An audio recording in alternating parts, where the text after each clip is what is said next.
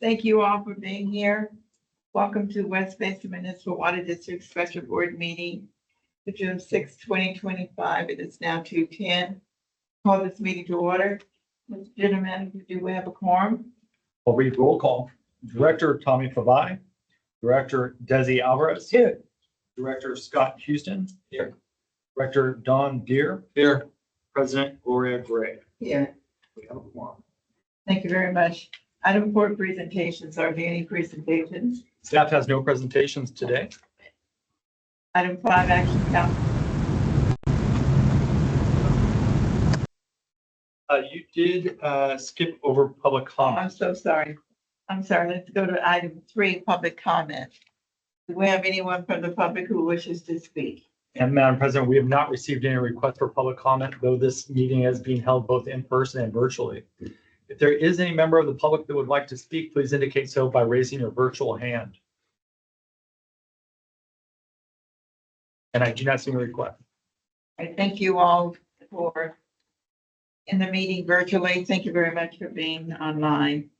Then we will go back to action to calendar, agenda item 5, action calendar. The action calendar. We have no action items. Item 6, information calendar. I think we're going to go out of order. We're changing the order of the agenda. So rather than 6A, we are going to take item 7, closed session.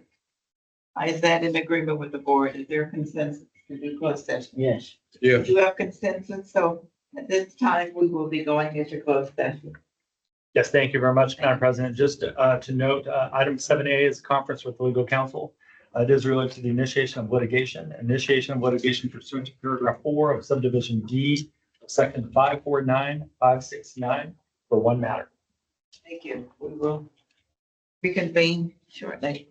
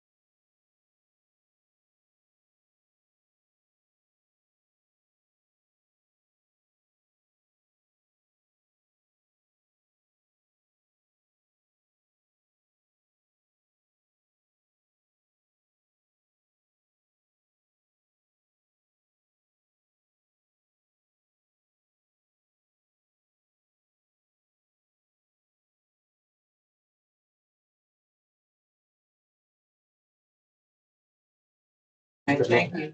We have returned from closed session. Mr. General Manager, is there a report from closed session? Yes, thank you very much, Madam President. We did meet under closed session with our attorney. There is no reportable action. Brown Act. Thank you very much. We will go back to item 6A. Mr. General Manager, please present that item. Yes, Madam President, this is the reason we are here today. We do have one information item. It is our fourth budget workshop for you. Again, this is our last scheduled board workshop. However, if the direction from the board of directors is to schedule a new one, we are happy to do so. But we hope to kind of tie up any and all loose ends, answer any of those questions that you've been asking, in previous meetings, and hopefully we have all the information available for you here today. So with that, can we go to the next slide? Oh my eyesight is going. One of these. So we are here for the board workshop. You can see that we'll be going through the fiscal year 25-26 proposed operating expenses. I will note that there is no change from the previous meeting. Our fiscal year 2025-2026 proposed operating revenues. There are some slight adjustments there, so we'll walk you through that. Our debt payment schedule, as I mentioned before, we internally, we are keeping our eye on the prize. We know that in 2030, the standby charge will be dropping off. And so keeping this constant look at our current debt load and the revenue that we're generating from the standby charge is important. Fiscal year 25-26 CIP budget, we covered that in workshop 3, but we're ready to discuss that because we want to talk about how to pay for that. Then, of course, our challenges and opportunities. Then we'll touch on the fiscal year 25-26 proposed reliability service charge, potable recycled water rates. This obviously is the biggest component of the change this year and of talking about what that rate would look like in the next fiscal year. And then our cash reserves, we want to have a conversation about that. And lastly, the fiscal year 25-26 budget and CIP funding scenarios. I don't have it on my computer for whatever reason. It usually is on the screen, but so anyways, we hope to have everything for you here today, a little bit of everything at least, and then hopefully we get some direction from all of you as far as moving forward on a potential budget adoption. Next slide. This is just our schedule, keeping to that again. It is June 6th, but we do plan to have our regularly scheduled board meeting on June 23rd. And again, if we need a special board meeting, we can add that. Next slide. And so with that, I'm going to hand it off to our Chief Financial Officer, Wendy O'Kelly. Jay, good morning, Director, Madam President. On page 9, this item, sorry. Since our last budget workshop number 3, the proposed operating expenses, they remain at $66.7 million. So there's no change in the operating expenses. And then our next slide for other memberships and for district overhead. EJ, did you want me to do that one? Yes, please. For the district overhead and other memberships, the proposal for this year for the annual budget for 25-26 is remaining at $186,000, $86,070. And then the next slide is for the Chamber of Commerce. And what you can see here is there is a division within the service area. That proposed budget for 25-26 is $12,440. And then outside of the West Basin service area is one location, and that dollar amount is $470 for 25-26. Wendy, if I could just touch on this. So we did research on all those chambers just to make sure that they do. The San Pedro Chamber actually does cover a portion of the service area. The only one that doesn't is Santa Monica, but they are actively engaged in the West Side COG and West Side cities, which includes large portions of our service area, but obviously the city of Santa Monica is not. These slides were created with the intention of answering any questions that Director Alvarez raised during Budget Workshop 2. And again, we're just seeking consensus of the board if any changes are desired. Any questions? Actually, I want to go back to the memberships. You know, we do have an awful lot of memberships, and some of them are very pertinent to what we do, and some of them a lot less pertinent. And I question anymore why we're participating in CalDSL, CASA, although CASA itself is just one of the smaller numbers. And the California Special Districts Association, do we really need to be a member of that? Also with the LA County Business Federation. So those are some of my concerns, but in particular, CalDSL and CASA doesn't seem like they're really warranted. You want to respond to that, Mike? CalDSL is a legacy organization. It was actually partially created here at West Basin Municipal Water. It's important to note that though West Basin does not have an active ocean water desalination program, CalDSL does a lot of great work outside of that. Obviously brine management as well as brackish desalination, which covers a large portion of the service area when you look at the salient plume in the West Coast Basin, impacting several of our customer agencies that pump groundwater. So there is some value. It's obviously it's $5,000. It's not that much as far as the membership. CASA, that is an organization that West Basin's participated in for some time. They do have conferences, but I think more so CASA does a pretty good job of advocacy within the water industry, especially in partnership with water reuse. And what was the other organization? Well, the other two are less critical. Those are the two, and actually I left one out that was up there in terms of why are we members. I don't think we're an active participant. And that's the California Municipal Utilities Association. Within the industry, CMUA is just very active. Again, I think West Basin's participation in every organization changes over time. CMUA, again, from an advocacy perspective, is very actively engaged on issues up in Sacramento. So But they're not always necessarily aligned with our issues. And I personally do not see that. Yeah, I chime in. This, Yes, Madam Mike. President, You've been- if he's done. Yes. A couple of things. One is, CalDSL, first of all, it's not a lot of money, quite frankly, but also I understand watching CalDSL that they have pivoted quite a bit to, inland groundwater, brackish, so on and so forth. Because obviously there's not a lot of ocean water desalination, potential projects happening. So I've seen them focus much more on that. I know that we don't really have a board member, I don't think at this time, who does much with them or serves, because it used to be Director Williams, but I think we should stay the course with them. I don't know right now where they're at as far as reorganizing and so on and so forth, but to me, that's a smaller issue. I will just say personally, Special Districts Association, I think is excellent. I used to go to the conferences when I had time, as did Director Williams. I still get the magazine. I still get some of their newsletters, daily. They have a great government relations team. I think EJ can attest to this too. And so, I can't see not being a part of them. I actually would wish that we would do better on participation. And EJ, maybe you can help us on that with whoever that regional rep is. We haven't seen them in a while down here. But they do a good job, in my opinion. And I'll just speak up for BizFed. I'm actually, you all appoint me to be the rep for BizFed, and I'm on their board.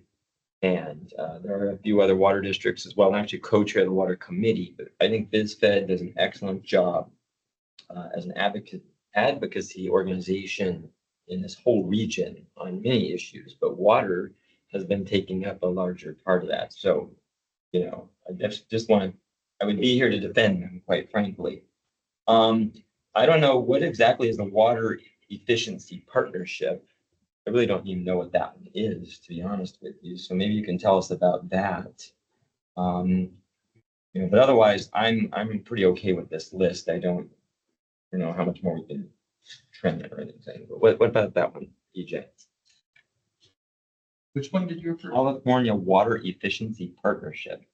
That's Cal Web. Yes, so Gus Meza is very active with this organization. It's within our water policy and resources development. They offer several tools that we actually utilize to help our customer agencies. So really kind of plotting and planning new opportunities for water use efficiency and conservation. It's a organization that helps share ideas, but also cultivates whenever the California gets involved with regulating water demand and water usage. Cal Web assists as far as how they do that. Let me just ask a quick question on the chambers of commerce. If that's okay. All these chambers are pretty active in their own ways, and I actually try to go to the majority of things when I personally can. But I would like to know the Gardena Valley Chamber of Commerce. I really haven't seen them active in quite a long time. And I'm just wondering, do they do anything? Yes. What chamber is this, Gardena? Gardena Valley. So I'm trying to remember the name of their executive director, What's Wanda Love? Wanda Love. Oh, Wanda Love, yeah, right. I don't know. So it's because I know she serves on the city council. But I know that they have been active. They've toured ECL. They've held their meetings at ECL in the past. When? Before COVID. You know what, these are all small numbers, quite frankly, but all these chambers are all very active. But that chamber, I've not heard a peep from years, quite frankly. So if there's one to look at, if they're still running or doing anything or not, I think we should check on that. Thank you. I think in fairness, I think we should probably check on all chambers. That's the perspective from Director Houston. I don't know what they do, and frankly, I don't know what any of them do if they ever. I don't know what we expect them to do. So maybe that's the question. Well, what I expect them to do. So if I can, yeah. the only reason is because most of them they have their luncheons, they'll have the state of the city, they'll have some sort of gathering or a board installation. Most of them have something, but and Harbor City and Harbor Gateway, the same story. I mean, I know it's only $175, but I'm not familiar with them. We all know that the Hawthorne Chamber of Commerce, Hermosa, Inglewood, there's many that actually do stuff, right? Well, it's that right there. I don't know what he would know. Okay, all right, okay. But I mean, what I'm saying, right? You know what I'm saying? No, I think they all have something. But- let me let him finish. Then I want to finish. But that would be- I don't know what that particular one's been doing for quite a while. So, is it still in operation or not? The other ones, that I'm aware of, they're all doing things. And usually I try to go to the ones that are in my area and even some of the other areas, just because they're good organizations. So that would be my only thought. I'm not here to nickel and dime about it. Yeah. Thank you. My comment really has to do what are our expectations? I know that some of them do have state of the city. Is that what it's called? Mhm. And Gardena does have them. I don't know when the last time. I'll get an email from one of the laws to invite me to something, but it's not as frequent as some of the others. And I get Hawthorne and some others, but we probably should figure out what do we expect them to do. I mean, we have membership in all of these organizations, and we look at them and we try to figure out what's the benefit to the community. That's my perspective. How does this, if we're a member of them, how does it benefit the community in terms of what we do as West Basin Board directors and so forth? So maybe we should figure out, what do we expect them to do? Do we want to be notified? And we get you done. Do we want to be notified when they have to stay at the union? Do we want to be in the program? Do we want to be a board member? Do we want to whatever?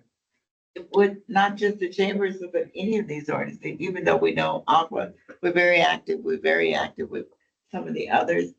But some, I think, are just industry related, and I think having our name supporting them is important because they do stuff that's important to the industry, right? You know, so that's kind of my perspective in terms of supporting them. But I know Director Alvarez and then Director Trier have some comments to make.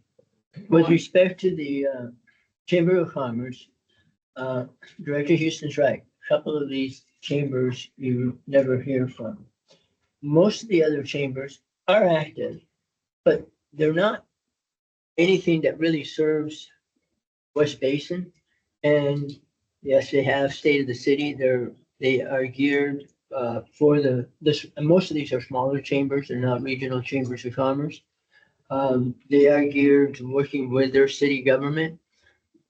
We're not really represented in those chambers, and if we wanted to be represented, we needed to become much more active individually as board members and get on those chamber boards, etc.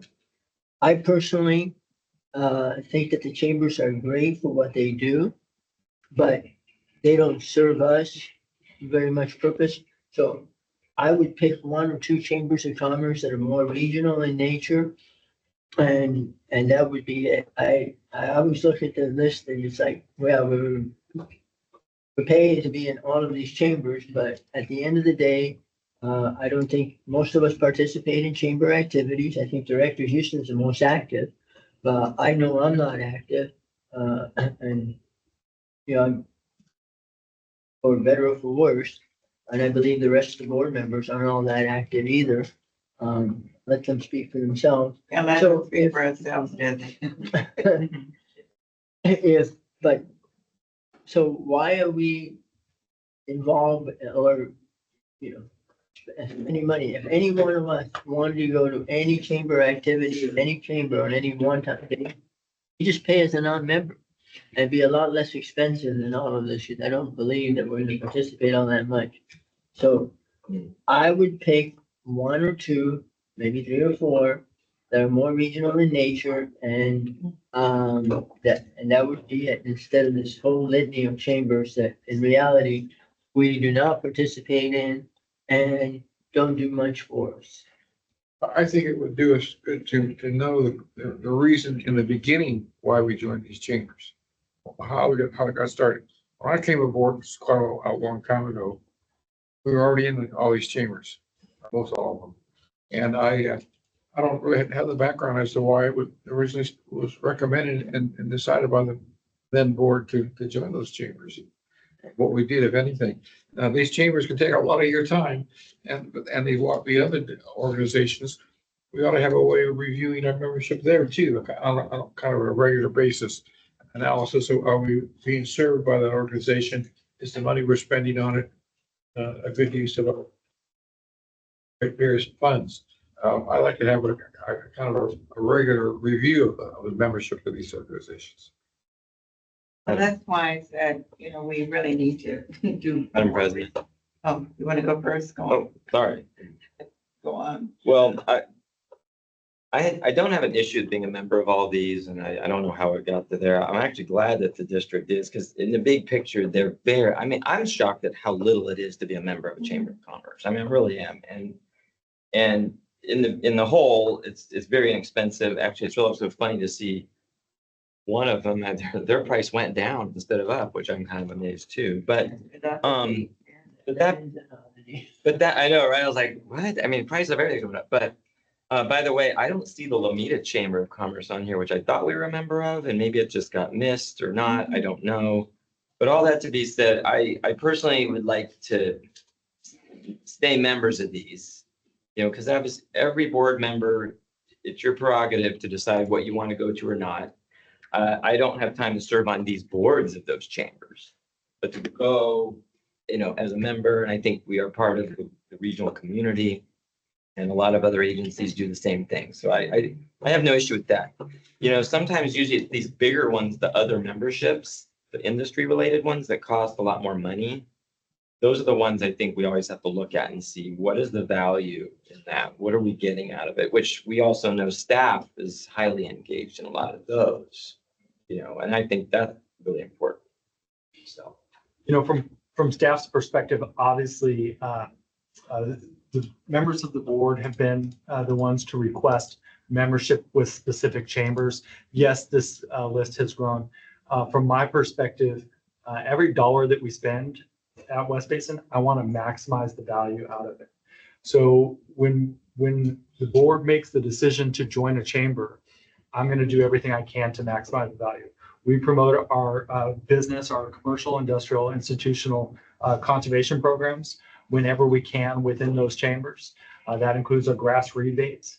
We promote water recycling in several of these chambers. If you think about going to the El Segundo Chamber is one example. When you're at that meeting, you have Mattel there, who's a customer of West Basin. You have Chevron, who's a customer of West Basin, and you're talking about what it is we're doing and possibly identifying new customers that are in there. And so this is a decision, obviously, for the board of directors as far as where you want to have those memberships. But just know that from staff's perspective, when we make that decision to be a member, we're going to do everything we can to maximize the value. AJ, you're right. I do recall that board members would recommend that we join a chamber. You recall that, Scott, you were in here, and Don too. And that's how the list has grown. I mean, I don't know how it started, which is Don's list, but my perspective is to really, what are our expectations? I mean, El Segundo Chamber, Scott goes there, you guys make a presentation. Does that mean that you go to all these chambers of those in our service area and you make a presentation about whatever, and so the community is notified? I mean, I think that's the kind of stuff that makes sense in terms of justifying in any organization, right? Our involvement, or what our expectations are, not just, they're listed as we're a member. Does that appear? Are we listed in their do they do a newsletter? Are we listed there? I don't know. I mean, so again, I'm suggesting that we really figure out what are our expectations. Because I agree with Scott. I mean, I don't think we should just wash it, completely limit this list without figuring out why do we need them? There's a chamber in Inglewood. Do we need to make sure they're aware of what we do at West Basin? Do we go, make sure staff goes there every year to make a presentation? Or that we're in their newsletter, that we can put an article in the newsletter? So I think it's the expectations of any organization where we're funding them through public funds. What do we get out of it? So what are our benefits? Izzy? Do you want to? Well, I just wanted to follow up on Director Deere. I've been on the board for 5 years now, and in that 5 years, I don't think we've added chambers of commerce.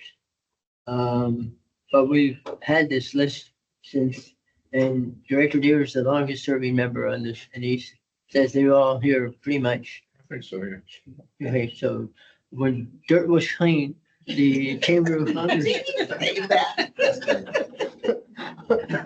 were on the list.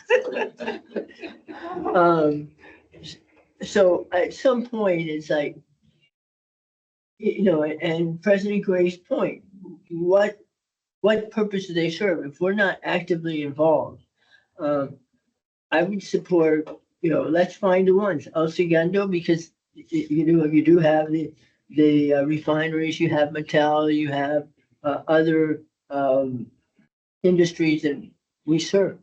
But you have some of these chambers where there really is no industry. There's no one we serve, and we're not attending. I agree that it's not an awful lot of money, but at the same token, it's like, why even have them on the list? Yeah. They have voters there. They have members, they have constituents of the board members. I feel good when I know that my cities are represented on these events, but is it really justifiable? That's the good question. Yeah, and again, it kind of goes back to how do we interact with them, right? Well, That, to me, that's key. Yes. Madam President. Well, here's an idea. The one thing with a lot of these chambers they have, usually a lot of them, if they're pretty organized, have a government affairs committee. They do. It's usually a smaller group. It meets monthly on its own. Like myself, I might happen to sometimes go or not. I don't have all that time, but you know what? I think if we're members of these, what would be great would be, staff, I assume you're getting probably the emails or invitations to things, and how do you parlay that to the board? And I know it's a lot, but I think it would be good if somehow the staff would let us know Oh, of Okay. things, that are coming down the pike, right? Like, hey, these chambers are having X, Y, and Z this month, if any of you want to go or whatever, because it's a lot to keep track of. But the other thing is, some of those key committees, or maybe even a staff member from West Basin could look at being a board member at a chamber on our behalf. That might be an idea, but for sure, the government relations committee or whomever, it's good to keep pulse of these. Because, for example, in El Segundo, and we've done this over the years, is when we've attended and we have presented, or we had a topic we wanted to make sure that that core group was aware of, and we would go. Or we would go to some key chamber that had an issue. So to me, it's more like, they're always going to be doing what they do, but how do we engage with them and bring the value on our side too? Knowing that we all have limited time, But I also think it's great because if a staff member was interested in doing something, or maybe they live in that town, they can be there and do it. It's not always just the director. But anyway, I would say we keep the list. I don't advocate at all, doing away with it. And maybe this is a topic for down the road, but, that's where I'm at. I want to piggyback on something that Director Houston said, and that is, how much are we aware of what these chambers do? I'm going to speak for just Division 3. In Division 3, we're members of the Hermosa Commerce, Redondo Beach Chamber of Commerce, Torrance Chamber of Commerce, Romita Chamber of Commerce, Manhattan Beach Chamber of Commerce, and Carson. And Division 3 does have that western side of Carson. Of all of those chambers, I get regular email from the Manhattan Beach Chamber of Commerce. I never get any emails from Redondo Beach, Hermosa Beach, Torrance, Lomita, Carson. I have no idea when they meet.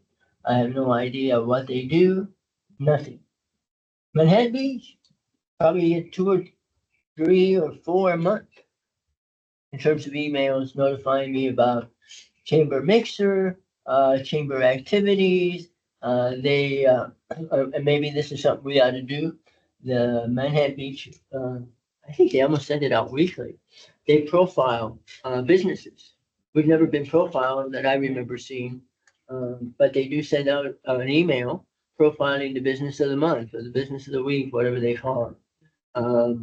I've never seen one for West Basin. We're a member, but that might be something to consider. But all these other ones, they're all in Division 3. I have no idea when they meet, what they do, or anything else. Uh, But we just not here. yeah. It's not here, but I believe we're a member. The one thing I would add is that I do receive all of the emails Okay. from those, and if it's the direction of the board, I could certainly send them all to you. But there's a lot. We do have Gerald Ramos Young here, obviously as the manager of our communications department. His role really, along with Matt Bay, our manager of water policy, are to engage in organizations like this. And so, Daryl, I'll throw it over to you. Thank you, EJ. And I would say that I am the rookie communications manager, asking the same questions you are, because I have not seen or understand the communication strategies if some of these chambers are still active or not. So as part with the new fiscal year upon us, my intent was to assign the task for one of our staff people to do an audit of all these chambers to figure out how active they are, what their communication strategies are, how often they meet, so we can work together with our water policy team to determine our strategies for communication with these stakeholders. Because as you know, those chambers that are more active, they have a well network that could easily get the word out for us and therefore reduce our potential advertising costs. So if it pleases the board, we will be answering those questions. And if you'd like this to bring back a summary of what we have found, we'd be more than happy to do that. Yeah, I think what you've heard is that we would like you to do that. And also as part of that audit, what are we getting for our membership? I would think that when you ask anybody to join anything, there's something that you're getting for it, right? And if they have not met that obligation, then no. All right, so, but again, I would think, so please do that and bring the report back to the board. Then we can have a fuller discussion, make a decision. Is that okay, board members? Can we move on? And I'll just add one last thing, because I don't know you're gonna get this done before the end of the month, and I don't expect No, it. you won't. Most of them won't. So, What I'd like to do is we just kind of keep moving forward on this, but I will say this, But they're not eliminated. We're just- oh, no, that's what I mean. But I actually, as I was sitting here and I did that like on the fly, but I do encourage, like, if it makes sense where staff could engage in some of these on their own, working through, the right channels. Because actually think about, Charles Gale works for Metropolitan. He's a member of a lot of chambers, and he's actually been on boards, and he's been in leadership. So obviously he represents Metropolitan, and almost everybody thinks that we work for him or he works for us, by the way. But that being said, if we had anybody on our staff that wanted to engage in these, I think that would be a great opportunity too. So just, putting that out there to staff. We have, through the chambers, a lot of them have leadership classes. So we've had staff engaged with the leadership classes. We have all the leadership classes that we're aware of, tour the facility and we do briefings. So there is a little bit of that, but we're very open to it as well. Let the report come back to you, and then the board can decide how we want to interact. Okay, all right, thank you. Let's move on. So, let's move on to the next issue. Next slide is the district sponsorships. And so here you'll see the sponsorships for 24-25, but the budget for 25-26 remains the same at $55,000.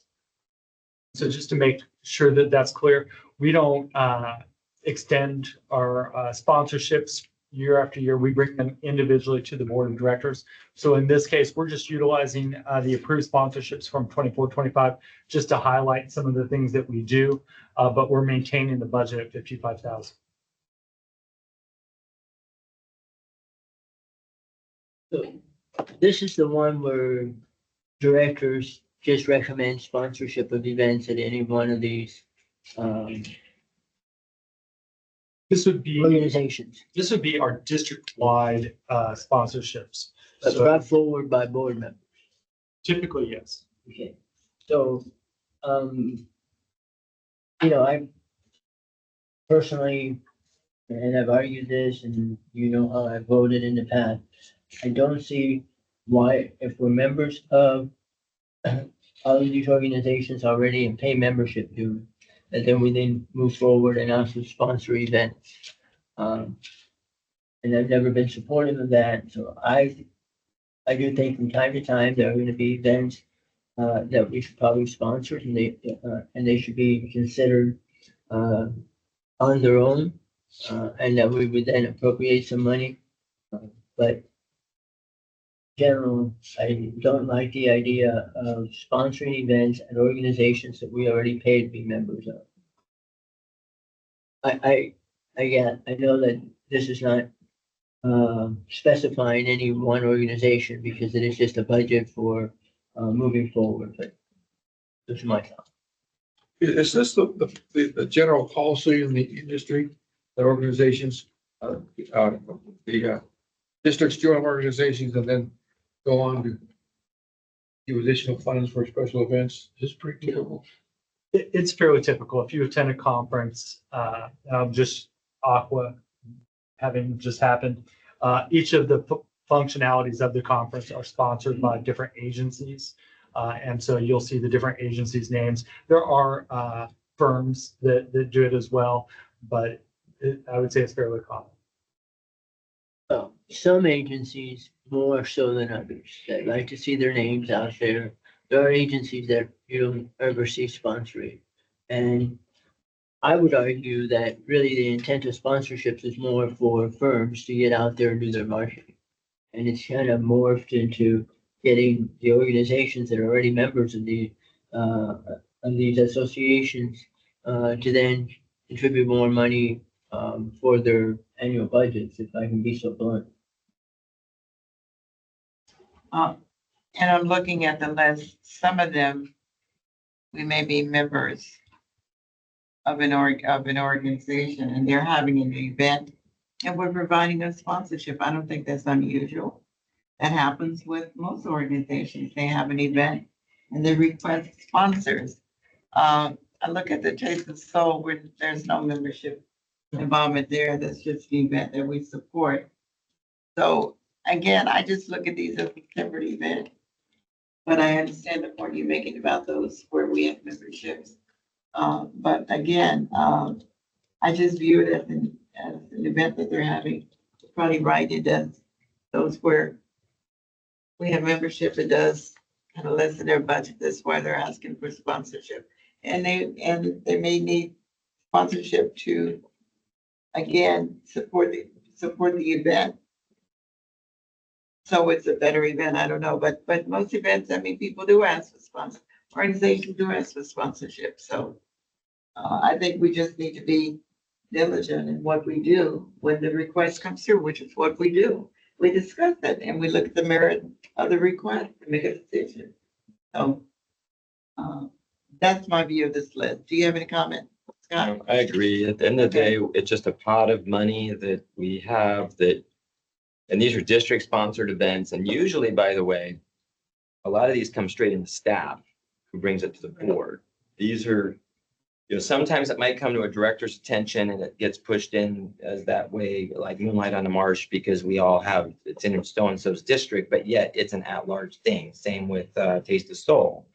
But all that to be said, I think just having a pot available that we've been looking at these one-on-one every year, I'm fine with that. And we've been very, very diplomatic about it, so I'm fine with it.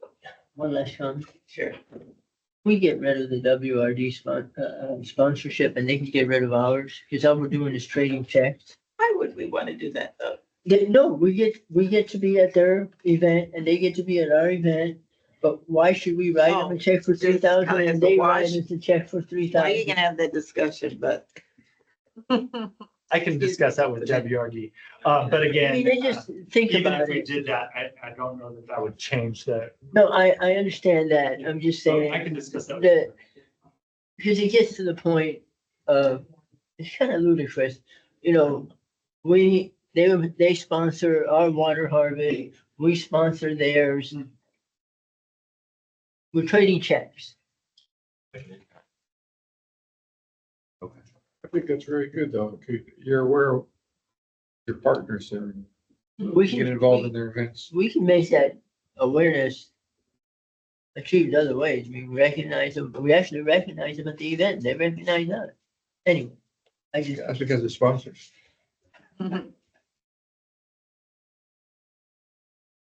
We move on. Yeah. Okay, next. We decided, you're gonna have a discussion about the WRD and we're moving on. Okay, thank you. On page 13 is our proposed revenue for 25-26 fiscal year. And those are estimated between the 0% and the 8% scenario. First, it starts in the first column, $103.5 million with a 0-point scenario, all the way over to $105.7 million at the 8% rate scenario. Essentially, if you look at this layout and the range, it's basically with every 1% increase proposes an additional $277,000 in revenue. And then on the next slide, page 14, that's our debt service payment. Again, we're just showing you that for the next fiscal year. You see approximately for FY26, we have $22 million in debt service payment. Here broken out, you can see the 4 different categories, with 3 of them being our refunding revenue bonds, and then also the loan that the low interest loan that we have from California State Water Resources Control Board. And in our last column is that standby revenue that we are continuing to monitor that EJ brought up earlier. Those effects that standby revenue will happen once it discontinues after 2030. But then if you look at 2031, that's our first reduction, excuse me, in the debt service payment. That reduces by 3.4 million. There's still a shortfall there of 3.2 million as these numbers stand today. Just on that point, though, in 2030, when the standby charge revenue drops off and the debt service payment drops off, the debt payment service drops off by about $3.5 million a year. The revenue drops off by $7.5 million. Right. And the delta between the two is the 3.2. Oh, I didn't realize you said that. Yeah. Thank you. On the next slide, page 15. Last workshop, these were the proposed capital improvement program budget that we proposed to you at 26.3 million. Staff identified about 7.5 million that will be funded by grants or refinery fixed payments. And then the remaining, which is the PAYGO, which is based on our net revenues, those would be the remaining funds coming from for our CIP portion. Okay, but question. When we're looking at that, that's not for next year. This is fiscal year 25, 26, yes. The 26. These are the ones that are already been approved. Most of this money then is for the solids handling. Director, if you recall, that between the two big projects that the board has approved, the solids handling upgrade and the DCS update, those total, I think, approximately 14 million of the total $26 million for CIP next year. But what you see before you is all of the projects that there are some other projects that West Basin has already contracted with or anticipates contract. Yeah, but I mean, well, maybe I need a further breakdown of the projects. I'm thinking we've approved the two big ones. The biggest one we got is the solids handling, and then the DCS. And then there's a series of smaller projects. And most of them, when they were approved, we pretty much understood how they were going to be financed. Yes, Director. The column that says essential projects, those are ones that the board has weighed in and approved. So in addition to the two large projects that we've, Eric mentioned, other smaller projects like the fire system project, the filter rehab project, the elevator, so on and so forth.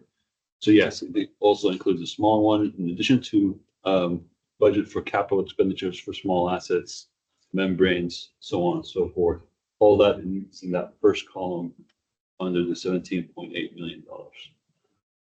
The projects that are still up for debate and for board approval, we put that in that second column called projects for consideration. So those are projects that are in planning level that have not yet necessarily been approved by the board that will be coming in and showing if examples of that would be, for example, the fencing around ECL. We're putting together an item with some options coming to the board to kind of see what do we want to do with that. But I'd like to clarify, Director, that the statement you said, I believe you suggested that we have already identified how those projects would be paid for. And what I might suggest is the budget presentation here today will really be the identification of how we intend to pay for those projects. So as Wendy progresses this presentation, you'll see the various rate options. And of course, we have the option of using that line of commercial paper, PAYGO, and all of those decisions will really be influenced by the board's decision for the rate increase this year. And so I don't think it's accurate that we have a source of funding already perfectly identified for the projects that the board has already approved. So I missed. On that point, I thought when we had those discussions that in general, we identified a whole series of funding sources, and including that we would just pay for it out of existing revenues that would come in. And that was the basis to move forward with the projects that we've approved to date, that we actually have under contract, such as the solid handling facility. So I'm a little bit personally, because that's been my understanding, that we pretty much have these under control, and a little bit taken aback by your comments. I don't mean to suggest that we don't have the money to pay for them. What I mean to suggest is that through this budget workshop and rate setting process, we will be identifying what our PAYGO balance and revenue might look like, because it is just a budget estimate, but would look like under the rate adoption this year. And when we balance those contracts that the board has already approved against those projects that are still necessary, certainly those are going to have the priority as we see those PAYGO amounts in later slides. That PAYGO amount in many cases will cover the projects that you're referring to. So another point here that I know I brought up in the past, and they're in the repair and replacement category. The one thing that we know we're gonna have to do periodically, and we can pretty much say it's gonna be every 3 years or every 5 years, depending on which system we're looking at, is membrane replacement. And that's very predictable. So we should be setting aside, and I've brought this up in the past, we should be setting aside a fund to say, in 2 years, we're gonna have to replace whatever membranes, wherever, and that's gonna cost us $1 million. So we should be saving or setting aside money annually so that in 2 years, when we have to purchase those membranes, the money is there. Very predictable. I don't think we've done that. I'd like to see us really establish these funds that are identified for specific types of projects that we know we have to incur. And that's an excellent point, Director Hours. And I would just say that we are extremely fortunate to have Wendy O'Kelly join us here at West Basin, because I think she shares a lot of your thoughts. We've talked about some of these different aspects of how we budget and how we dedicate funds. You know that our refinery partners do fund specific projects, including Chevron pays for some of those membranes, as the others do too. And so we've talked about what we could be doing and should be doing in the future. And I think that given some time, Wendy's only been with us for a few months, we'll be working towards getting there. But I think that you're already seeing that. And I also wanted to just step back, because when you were talking about the projects, you made mention that you felt that there were, but the funding was identified. And I just want to remind you that when we did approve that item, and I don't want to quote it, but within the fiscal impact, it stated that the way we would be paying for these projects would be to first use PAYGO, second reserves, and then if necessary, utilize our line of commercial paper. Correct? That's correct. And so we added that to those memos to make sure it was very clear as to how we would plan to pay for that. And the decisions that we make for our budget for next year will really define what we're paying for with our PAYGO reserve and potential commercial paper. And that's, of course, in this presentation. Okay, but to your point about setting aside reserve funds for very predictable projects, and something that probably would have helped a lot in negotiating with the refineries, since they are paying for certain things and they're paying to those projects, is having specific reserve account where the money goes for that. I think he's going to really like the check boxes. I've raised this point, I know I've raised this point last year and the year before, and I always use this as an example because it's an easy one, is the filters. We have membrane filters that we know we're gonna replace, we know with predictability what they're gonna be, and it's why are we setting the money aside and saying, okay, it's time to do it, and it's in fund X, Y, Z. Director, with something that the four of us have begun discussing is just that each one of our refinery customers have a volumetric revenue that we receive, as well as that fixed payment. And by setting aside or creating a reserve or a fund where just the funds from that refinery goes into and just the costs of that refinery facility comes out of, we're intending to manage each refinery, each treatment stream in such a fashion. The cost of service study that came before the board, I think back in January, has really helped us appreciate the need for that, to understand not just what the costs of each facility are, but what the revenue is going to be. So as EJ mentioned, this coming year, Wendy's job does not stop or slow down with the adoption of this budget process, because we do have some changes we're looking to incorporate over the next coming months. I think some of your comments will be addressed in the PowerPoint as we move through it. And I do know that we have two directors that have limited time. And so I want to make most of this quorum while we have Not 2 minutes. it. But you do that. I do. You did. Is there a particular slide we should- I think we'll still have a quorum until 4 o'clock. You have to leave too, Scott? Okay. On the next slide, it does address some of those restricted funds and also the reserves that you were talking about, Director Alvarez. So I will try to be mindful of time. On page 16, there's a few circumstances that are outside of our control. And so we're going to monitor these financial impacts. And they begin with the two previous, 22-23 and 23-24, where we had some revenue shortfalls that caused us to draw down more funds than anticipated from our cash reserves. Another challenge is the impending unknowing tariffs and the fiscal impact that they're going to have on our future pricing. And then also the investment revenue that is because of the market volatility, we're seeing that we're looking at less returns, fewer returns on our investments.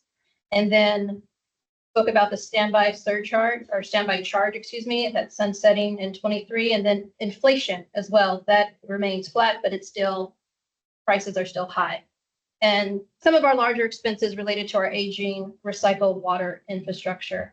But on the other hand, there are some opportunities that are on the horizon for this fiscal year, which include some savings that we anticipate from our new operator contract. And then also, because of certain cost savings, we're looking at the ability to replenish cash reserves and then also build that CIP reserve account that we have been talking about as a team here. By building that CIP reserve and also taking those refinery funds and restricting them, it helps us avoid the use of commercial paper. So those are some, like Daryl mentioned, he has some assignments to do for 25-26. These are some of my tasks for 25-26 as well. And then the next slide on page 17. Yes. Sorry to interrupt you. I do have to leave, so who is it you could take? It's the director. Who's next? Who's the vice president? Direct- Oh, that would be Director Deere. Director Deere. Yes. You're in charge. I have to leave, so you're in charge. I'm sorry. Thank you all for your presentation today. So, you still have a forum, right? Yeah. Yes. Thank you. For At the now. moment, Thank you. Then Right page there. Page 17, if I may continue, is the RSC and potable tier 1 rates with the 5 different scenarios. So this slide here is a combination of MWD's rates for calendar year 25 and 26, then also incorporating the West Basin proposed RSC rate scenarios for our fiscal year 25-26, which is why you see the 2 different breakouts. And each column represents those 5 different rate scenarios. So here, the difference between is about for every 1% rate increase equates to $3 per acre feet. What page is that? That is going to be on page 17. So at the bottom, you can see the overall RSC revenue proposal is highlighted there. And that begins with 24.7 million based on 80,000 acre feet of potable water. On the next slide, next page, 18. Before you move on, I do want to make a comment. It's editorial in nature. Go ahead. But if we look at our tier 1 rate for January of 26, we're looking at 2,000 an acre foot water. 20 years ago, that rate, we would have been talking, oh, that's, desal rates. So just how things have changed. And we put that number down and we're, I think, a little bit, casual about it, but that's a lot of money for water. And that's happened in a very short period of time. For water rates to move that much in the past, would taken much longer than what we've seen the increments going up. I say that because I do want to address the fact that we're going to be taking an action on water rates today. And we need to think about the very near-term future. Metropolitan, which is our source of water, and whatever we raise our rates, is going to be on top of the Met rate. And the Met rate is a big driver in that number right there. And then we add to it. The Met rate's going to have to go up. I don't know how much.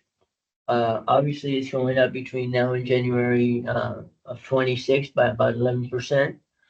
And that's beyond our control.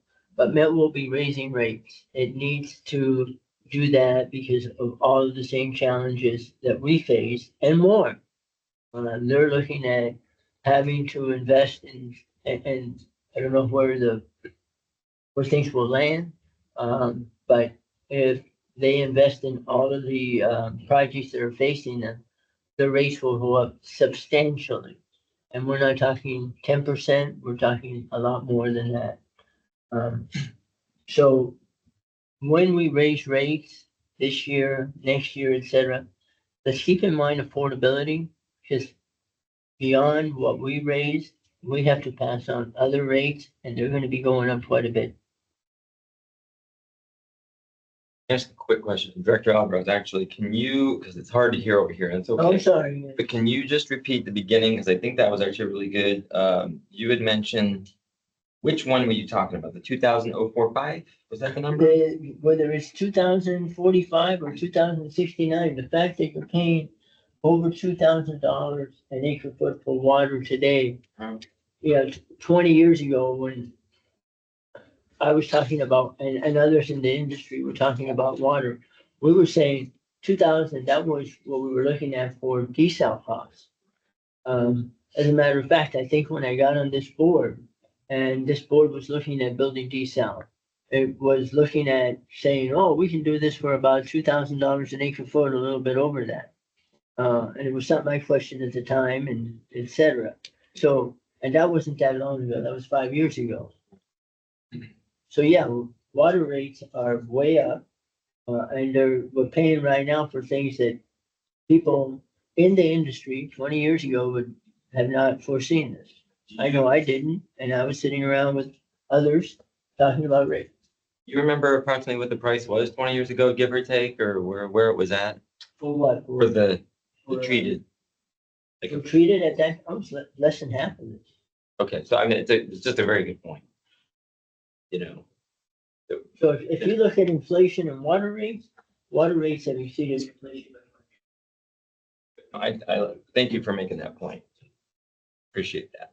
And, you know, I just want to keep in mind affordability, because at the end of the day, customers do pay for this. We're in a very fortunate situation that a lot of our customers can afford to pay, but not all of our customers are so privileged, and their incomes don't keep up with inflation, much less with the rates that they're paying for water. And water is one of those things that you can't do without.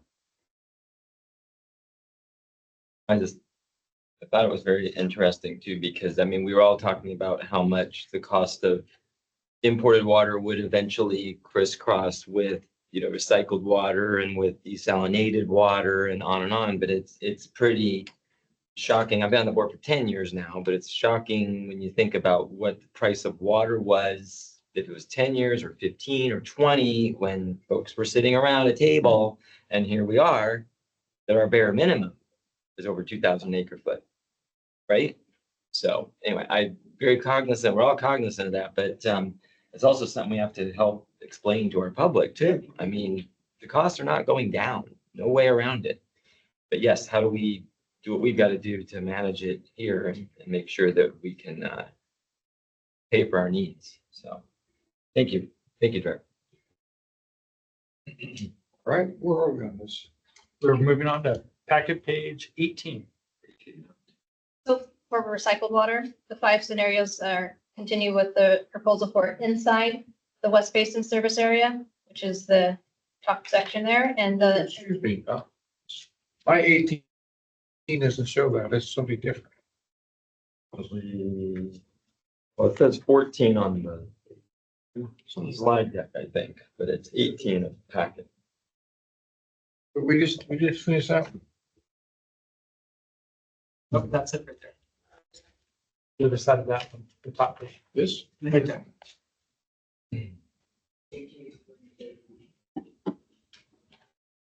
Okay, 14. Oh, that's close enough. Slide 14, page 18. the top section is the inside service area for recycled water rates with the 5 scenarios.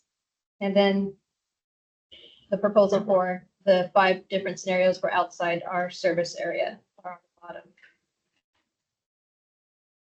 Now, the cost of this water is not the cost that was shown up on the cost of service study. So this is less than our cost to produce this water. Eric, if you could touch on that, because this is expensive irrigation water. It's built upon our potable rate. If you look at the cost of service study, one of the things that you'll notice is that this water supply is pretty expensive. And as you would point out, the reason for that is in part due to the cost of delivering it, the individual purple pipe projects and related debt on those projects. So the cost theoretically is quite high, but Eric, you can maybe give us a little bit of. Sure, I would start by saying that these rates recover more of our costs than any other historical time in West Basin's history. I don't disagree. And as you point out, Director, yeah, this is only one water. We also have a number of our recycled waters that are dictated by contract. And as those contracts expire and are renegotiated, we are looking at negotiating terms that will collect most, if not all, of the costs associated with that water.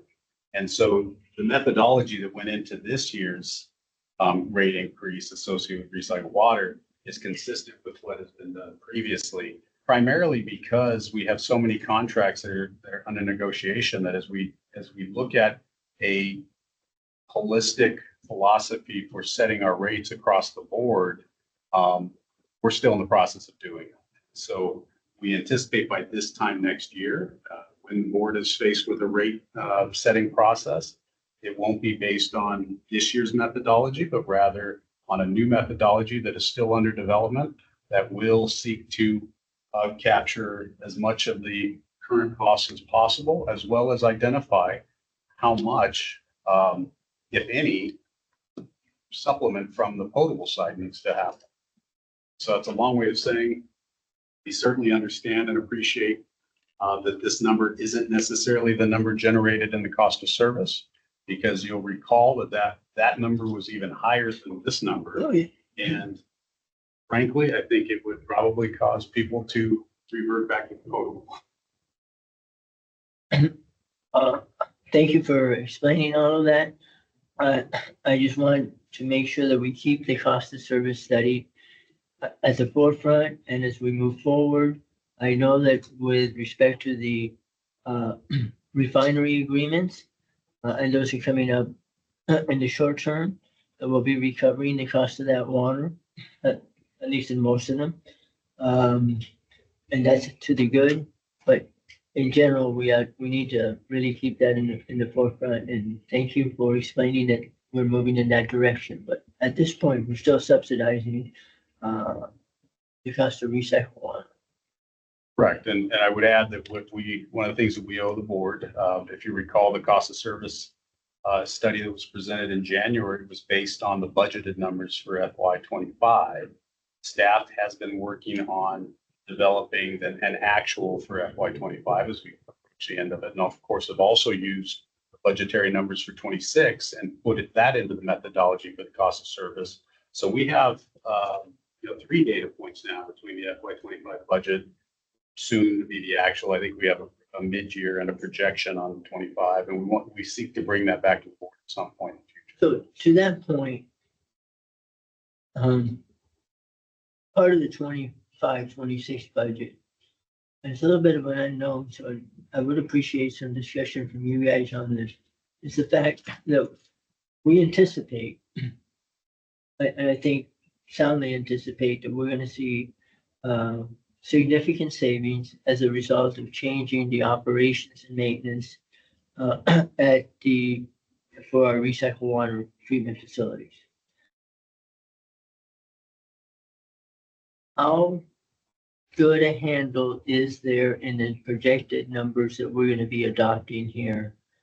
In other words, how much of that savings do you think you're capturing, or are the numbers by the nature of having to budget so that you're not coming up short, so conservative that we will end up having significantly more money budgeted than we're gonna need to expend? It's a long-winded way of saying, do you have a handle on the savings? Yes, but not much better than what we presented to the board in the contract award for that contract, because the budget. That was very loosey-goosey, if I can use it. The budget for this the proposed budget for 25-26 is based on those contract values. And so they haven't changed dramatically. But of course, when Jacobs takes over control of the plant and the new contract is in place as of September 1st, I think what we talked about previously is the biggest unknown on our overall annual savings is in the area of maintenance and specifically the unplanned maintenance. As this contract looks to perform more planned maintenance, ideally to reduce the amount of unplanned maintenance that's happened historically, I do believe there's going to be a savings in the long term for the unplanned or emergency type maintenance that we've had to do on the system of repairs. It's very difficult at this stage with Jacobs not even on site yet to suggest that, what the savings might look like. But I point you back to the presentation for the contract. If you recall that one slide we showed that all things considered, our expectation for those types of services that Jacobs will be now purchasing under the new contract would total about $37 million. And of course, the contract was structured with $31 million, I believe, in total, with that $3 million contingency.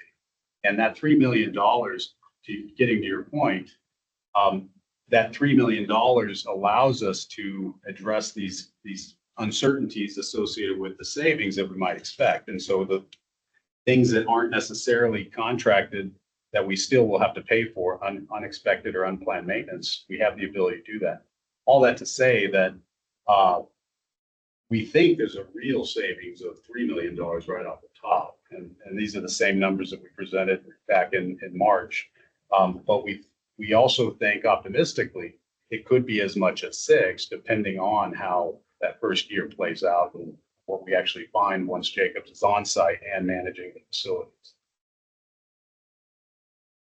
And right now, our budget for the year is within that $3 to $6 million savings. I think with the way that we budgeted and assumptions based on our historical unexpected or unplanned maintenance costs, we've accounted for that in the budget.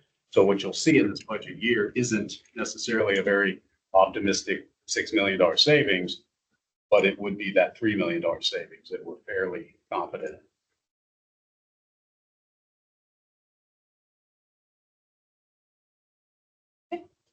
On page 19. Next slide. Cash reserves. So today, where are our cash reserves? This is a 5-year look back, a 4-year look back, showing 24-25 proposed projected year end, and then also what we're proposing for 25-26, where our cash reserve levels will be. So as I mentioned in the previous slide, there was a drop in revenue, which resulted in a drawdown from our cash reserves. So the red line suggests we maintain at least 2 months of reserves in our short-term investments. And so as you see the red line, it fluctuates between about 38 million to down to, or 30 million to 38 million based on our operating cost, where the blue columns represent our cash reserve levels that we had on hand for the various years. And the last blue bar, again, is our proposed reserves for 25-26, which are coming in a little bit underneath 20 million. So on this slide, I had a really hard time understanding what this means. So you're saying our cash reserves right now are what, $20 million? Yeah, so when we present to you the investment report, there's 2 different sections of that investment report. And so when we talk about short-term investments or cash reserve, we're looking at anything that is, we can liquidate in 12 months or less, so underneath 1 year. So that number is about $20 million that we have on hand, cash ready. Okay, so if I look at our cash at the monthly, we're running about $62 million that we have. So when I think of cash reserves, and it's pretty consistent month to month, and you guys provide that information to the board every month. So I look at the cash reserves around $62 million. I use the round figure. We have about $60 million. And so I was a little bit, and I still don't understand the rationale of showing like only have 20 million. We run pretty consistently cash reserves of about $60 million, which is down from, if I go back 3 or 4 years ago, we used to run about $80 million. So I mean, we're playing a little bit of a game. It's like, well, these are invested in longer term maturity investments, which there's a whole multiple. You have 3 months investment, 6 months investment, year investments, and then all the way out to 4 or 5 months, which is a very small percentage of our portfolio. I'm sorry, 4 or 5 years, which is a very small percentage of the portfolio. But the fact is we have $60 million, not 20 million. So just to clarify, Director, when we speak about cash reserve and what's on hand, the definition of that would be those investments that the maturity date is underneath 1 year. Anything that's over 1 year are their longer term investments. So yes, if you were to look at our entire investment portfolio, you will see the 60 million or $62 million that we have, that we report to you guys, the board, on a monthly and quarterly basis. I understand that. I just disagree with that definition Understood. of what a reserve is. Okay, I invest money, in 3 or 4, 3, 6, 1 year, 2 year maturity. But it's all reserves. It's just so that it rolls over and you can take advantage of interest. We do it for similar reasons. So we have short-term investments and long-term investments. Short-term investments just gives you access to that money on a shorter term basis, but you reinvest it every 4 months or every 6 months or whatever. If it's not used up, it gets reinvested. The money doesn't go away, and it consistently shows about $60 million. So the direction that I have given to Chandler is there's a certain amount that they are going to reinvest, that the terms will be between 3 years and underneath 3 years. So we do have a cash on hand. And so that 62 million or 60 million that we're talking about, that if we were to withdraw immediately, we needed the use of those funds, the maturity, and as you know, the penalty on that would not be withdrawing 62 million. It would be Some amount less. Yeah. I get it. So most of the money, 50% of your cash is invested in short-term securities of 4 months or less. Just look at the monthly financial reports you provide. At the end of the day, we can do semantics and you can say, well, that's not reserves, short-term. To me, it's all reserves. It's all cash that's available. Yes, if you take out money that's a longer-term investment and you take it out sooner than its maturity date, it comes with a penalty and you're going to get some amount less than that. I get that, but it's all cash. It's all cash, and it's part of our investment policy, if we do choose to change it, would be making that delineation between what's short-term and what's long-term investments. So I'm just reporting based on what the district has reported as short-term. We have $60 million. Director, in the context of this budget presentation and next year's budget, this graph represents the cash that we would have immediate access to within that year. And as we proceed with this presentation and talk about how we pay for all of our needs, including those capital projects, what we're really talking about is this $20 million bucket. If we have to dip into reserves this year to pay for anything, it will be coming out of this. And that may be because by definition, you're saying that's what we're setting aside as our reserves. The reality is, you can look at it that way, and that's one way to look at it. You can also look at it as, I got $60 million. Agreed. Just like my So own. it's just a matter of how you want to define reserves. Correct. Yeah, just in this context, I just want to be clear that staff, is looking at the cash that we have access to within the next year, should we need to fund any of those projects or other activities that West Basin does.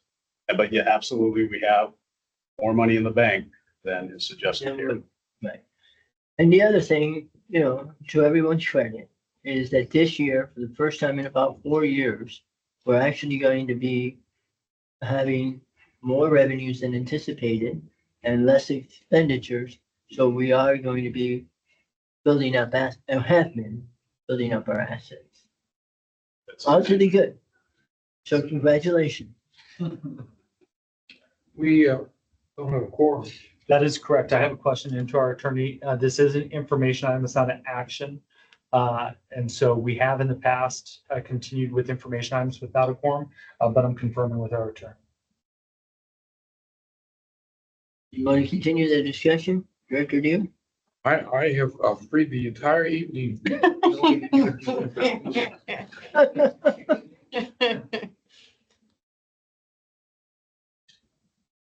Well, we're pretty close to the end. Let's finish. Here, otherwise, we run along. Where are we? All right, Moving on to packet page 20. 20. Thank you. 20 of 27, you only got 7 more pages, but some of them are just cartoons at the end. Okay, on the consolidated budget on page 20 consists of our total revenues minus total operating expenditures, including the debt service payment. The net difference of the two is what we consider the PAYGO, balance available for CIP funding. So you'll see that in the middle of that chart. And the CIP budget, as I mentioned earlier, 2.63 million for proposed fiscal year 25-26. Staff has identified 7.5 million that will be paid by grants, refineries, or other outside funding sources. And then thereafter, this is just a consolidated view of the other funding options based on each scenario, rate scenario. And the next slides, I'll go into the details of each rate scenario.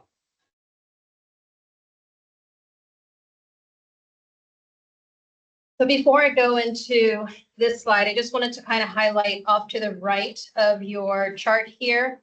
The next few slides are all going to be fairly similar. You're just going to see the ability to pay for those capital improvement projects will change based on the different scenario or the different monies that are available.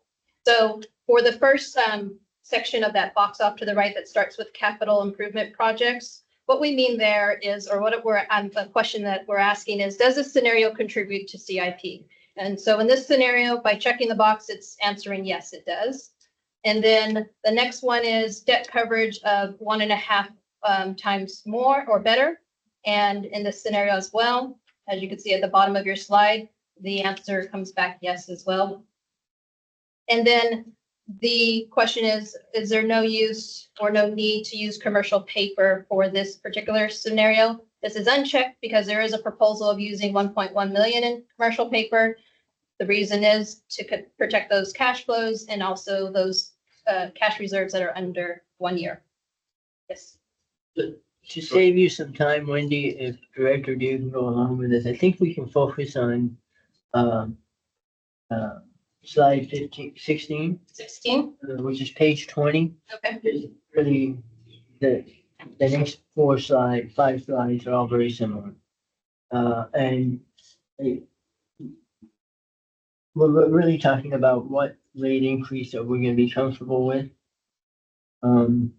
If you look at scenario 2, which is the 5%, which is the one you had up there before I rudely interrupted you.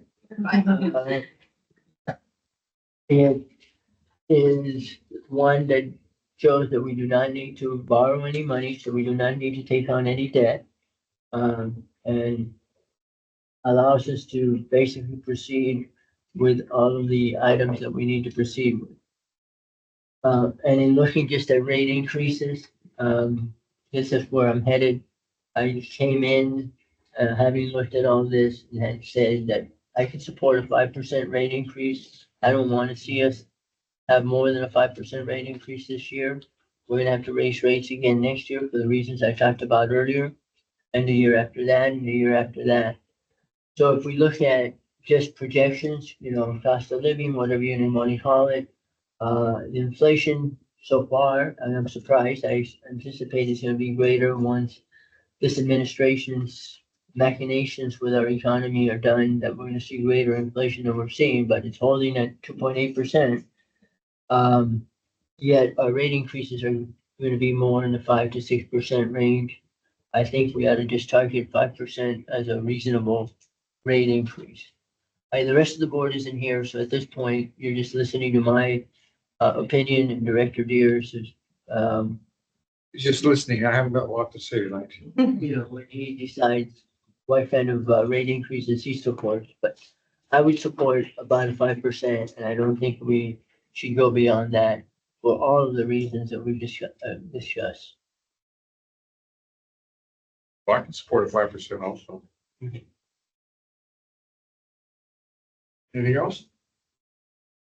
If we could turn to that scenario where we just have 5%, I'd like to just highlight those things that 5% does accomplish, including as you've already pointed out, Director, our ability to avoid these commercial paper. I would just point out, for the sake of the full discussion, that, the 5% does not necessarily allow us to begin putting money aside for those reserves or restricted funds that we're talking about to cover future payments. But understand your perspective, and that's something that the board will need to consider.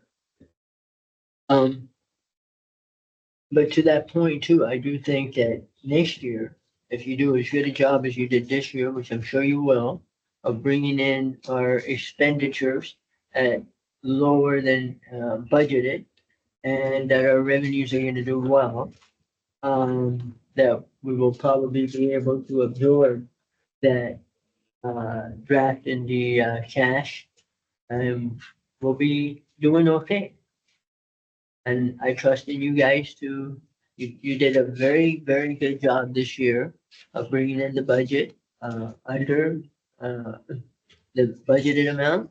I think we'll do that next year, and our revenues will probably be a little bit greater than anticipated. Staff appreciates the vote of confidence, Director. Yeah, it's important to note, so as you know, Director Tommy Favai was not able to be here with us today. I do have a call scheduled with him, 6 p.m. this evening. I'll be meeting with several of the directors individually, one-on-one, so we can talk about this. Obviously, I appreciate your comments, and I appreciate your support for 5%. I'll discuss that with them and in our individual conversations, making sure not to avoid or not to breach the Brown Act. I don't want to do that, but I will share your thoughts and support for 5%. And then Director Deere can chip in. He's been quite silent about all of this. Yeah, there are a multitude of percentages. I haven't decided on one as the one I'm for. I'm not opposed to any of these particularly, although lower ones are nicer. After all, we are representing a large constituency who will be taxed because of our decisions. Don't look at it lightly. Moving right along, where are we? Well, we prepared beautiful slides. The other options, including, we focused in on the 8% last time. I highlighted kind of why we did that. So we have those scenarios. If they're in the packet for you to review. We don't want to take any more of your time.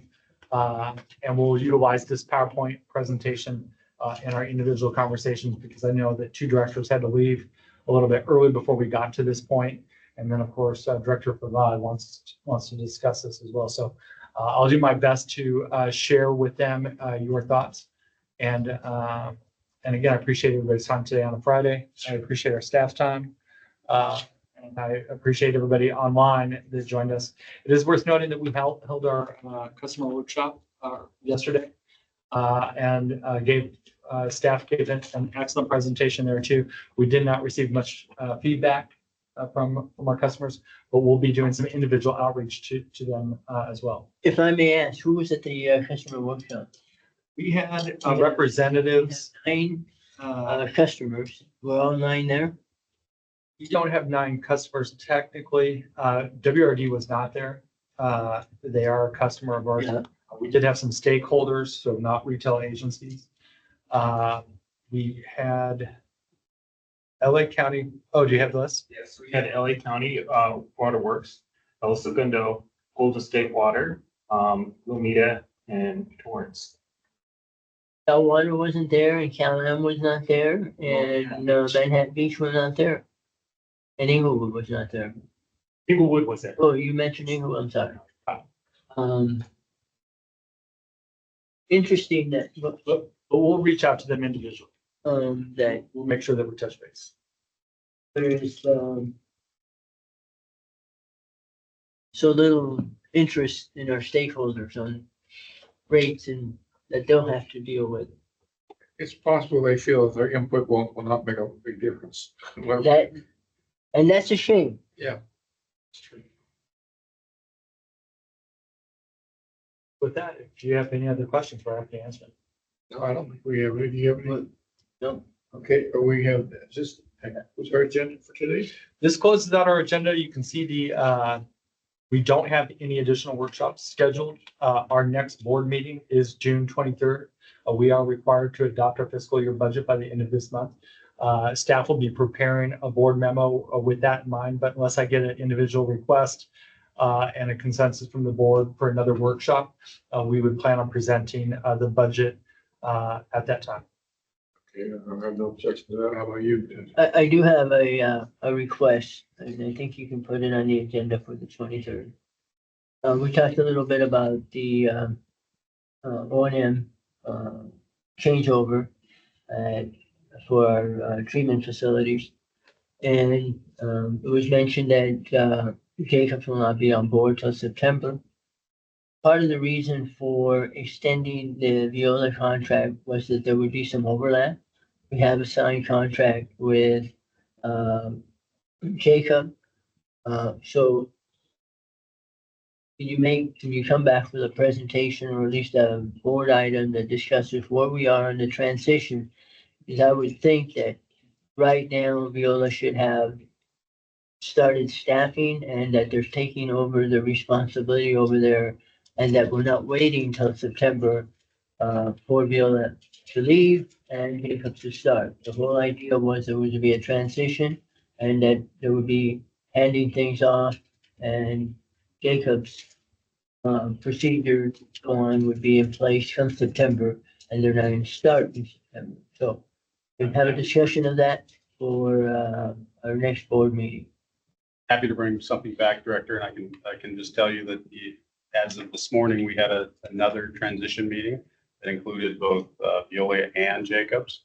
And so transition is progressing as we would hope, and it will not just happen that Jacobs will start on September 1st, but they will start their responsibility for the O&M on September 1st.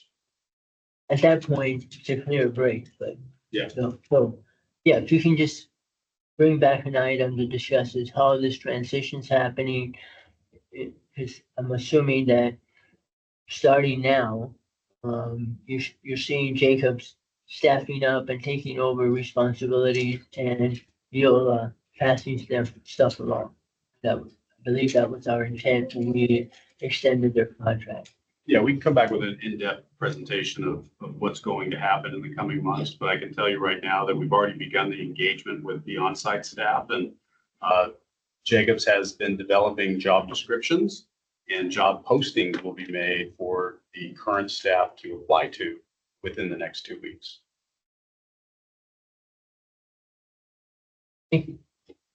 We were supposed to, make a recommendation. This committee was supposed to make a recommendation on the budget.